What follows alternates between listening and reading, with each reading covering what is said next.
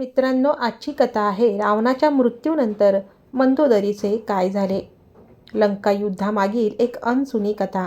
अहंकाराचा प्रतीक असलेल्या रावणाचा पराभव झाला आणि श्रीरामांच्या बाणांनी अस्त्यावर सत्याचा विजय मिळवला.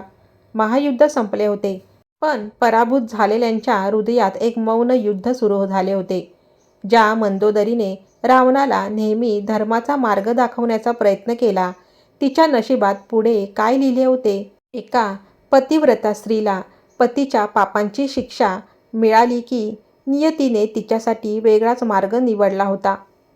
लंका नगरीत आता फक्त शोक आणि विलापाचा आवाज गुंजत होता. एकेकाळी रावणाच्या गर्जनांनी हादरणाऱ्या लंकेवर आता स्मशानासारखी शांतता पसरली होती. रणांगणात तुटलेले रथ, छत्रमुकुट आणि योद्ध्यांचे देह विखुरलेले होते.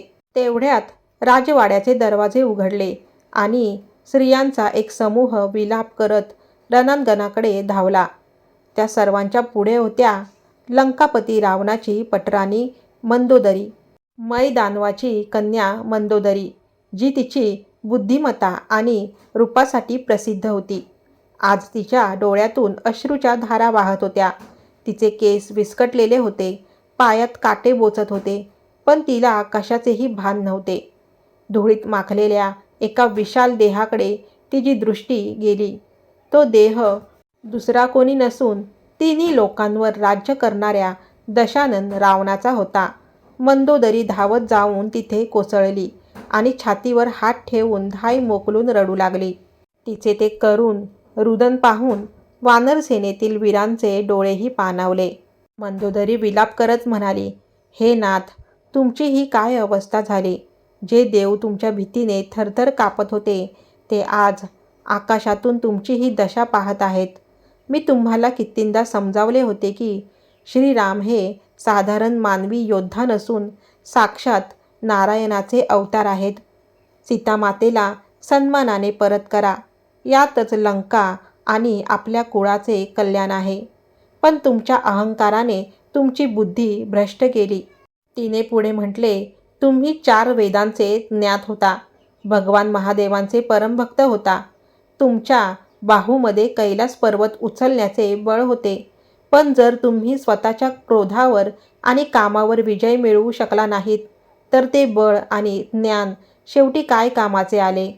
तेवढ्यात विभीषण तेथे पोहोचले. आपल्या मोठ्या भावाचा देह पाहून त्यांनाही अश्रू अनावर झाले. मंदोदरीने स्वतःचे अश्रू पुसत विभीषणाला सांभाळले आणि म्हणाली, हे विभीषणा, तू शोक करू नकोस. तू धर्माचा मार्ग निवडला होतास.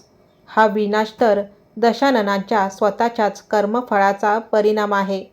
त्याच वेळी तिथे श्रीराम, लक्ष्मण आणि हनुमानजी आले. श्रीरामांच्या चेहऱ्यावर विजयाचा अहंकार नव्हता, तर परम शांती आणि करुणा होती. श्रीरामांनी मंदोदरीला हात जोडून प्रणाम केला.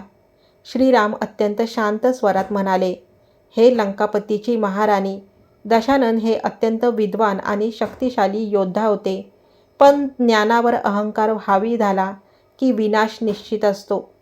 मी कोणत्याही वैयक्तिक शत्रुत्वामुळे नव्हे, तर धर्माच्या स्थापनेसाठी हा वध केला आहे. मी तुमच्या दुःखाचा आदर करतो. श्रीरामांच्या वचनांनी मंदोदरीच्या मनातील क्रोधाची आणि शोकाची ज्वाला शांत झाली. श्रीरामांनी विभीषणाला संपूर्ण वैदिक विधी आणि सन्मानासह रावणाचा अंत्यसंस्कार पूर्ण करण्याचा आदेश दिला. रावणाची चिता पेटली आणि त्याच्यासोबत लंका साम्राज्याचा एक अध्याय समाप्त झाला. आता पाहूया मंदोदरीपुढील धर्मसंकट. रावण, कुंभकर्ण आणि मेघनाथ यांच्याशिवाय लंका अनाथ झाली होती. मंदोदरीच्या मनात आता एकच प्रश्न होता, माझे काय होणार. मी सती जावे, वनात जाऊन तपश्चर्या करावी की विधवा म्हणून एकाकी आयुष्य जगावे. त्या काळात पतीच्या मृत्यूनंतर सती जाण्याची प्रथा होती. मंदोदरीनेही असाच विचार केला होता. परंतु राज्याभिषेक झाल्यानंतर विभीषण मंदोदरीच्या कक्षात आले. विभीषण म्हणाले, माता समान वहिनी, तुम्ही असा अनर्थ करू नका. लंका आधीच तिचे शूरवीर पुत्र गमावून बसली आहे. प्रजा शोकात बुडाली आहे. अशा वेळी जर तुम्हीही निघून गेलात तर या अनाथ प्रजेचे काय होईल? जरी मी राजा झालो असलो तरी प्रजा मला कुलद्रोही मानत आहेत. प्रजेच्या मनात जो सन्मान तुमच्याबद्दल आहे तो माझ्याबद्दल नाही." विभीषणाने पुढे श्रीरामांचा संदेश सांगताना म्हटले, श्रीरामांनी सांगितले आहे की मंदोदरी केवळ एक पत्नी नसून लंकेचा आत्मा आहे. त्यांचे ज्ञान आणि धैर्यच आता लंकेला पुन्हा उभे करू शकते. सती जाणे हा धर्म नसून जिवंत राहिलेल्यांचे अश्रू पुसणे आणि अंधकारात चाचपडणाऱ्या प्रजेला मार्ग दाखवणे हा खरा धर्म आहे. श्रीरामांचा हा संदेश ऐकून मंदोदरी अंतर्मुख झाली.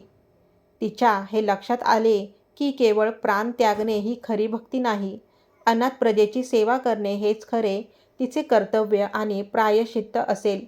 तिने आपल्या अश्रूंना वाट मोकळी देत विभीषणाला सांगितले, "तू सत्य सांगतोस विभीषणा.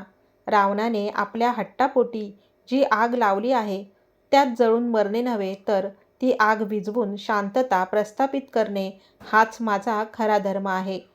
विभीषणाचा स्वीकार आणि नवयुगाची सुरुवात. मंदोदरीने स्वतःच्या दुःखाचा त्याग केला. जेव्हा संतापलेली प्रजा विभीषणाला गद्दार मानून विरोध करत होती तेव्हा मंदोदरीने आपल्या विचारी भाषणाने प्रजेला सत्य परिस्थितीची जाणीव करून दिली. तिने प्रजेला समजावले की असली कुलद्रोही विभीषण नसून रावणाचा अहंकार होता. मंदोदरीच्या या बुद्धिमत्तेमुळे लंका अंतर्गत गृहयुद्धापासून वाचली. मित्रांनो, काही प्राचीन कथा आणि रामायणाच्या संदर्भानुसार लंकेत कायमस्वरूपी स्थैर्य आणण्यासाठी आणि विभीषणाच्या राजा असण्याला सर्वमान्य मान्यता मिळवण्यासाठी श्रीरामांच्या सल्ल्याने मंदोदरीने विभीषणाचा पती आणि राजा म्हणून स्वीकार केला. हा निर्णय तिने स्वतःच्या सुखासाठी नव्हे तर लंकेच्या भवितव्यासाठी आणि प्रजाजनाच्या रक्षणासाठी घेतला होता. या अतुलनीय त्यागामुळेच मंदोदरीचे नाव अहिल्या, द्रौपदी, सीता, तारा आणि मंदोदरी या पंचकन्यांमध्ये अतिशय पवित्र मानले जाते. मित्रांनो, या कथेतून मिळणारे 3 मोठे जीवनधडे. पलायन नव्हे तर सामना करणे हाच खरा धर्म. कठीण प्रसंगात जबाबदारीपासून पळून जाण्याऐवजी संकटाचा सामना करून इतरांना सावरून घेणे हेच खरे धैर्य आहे.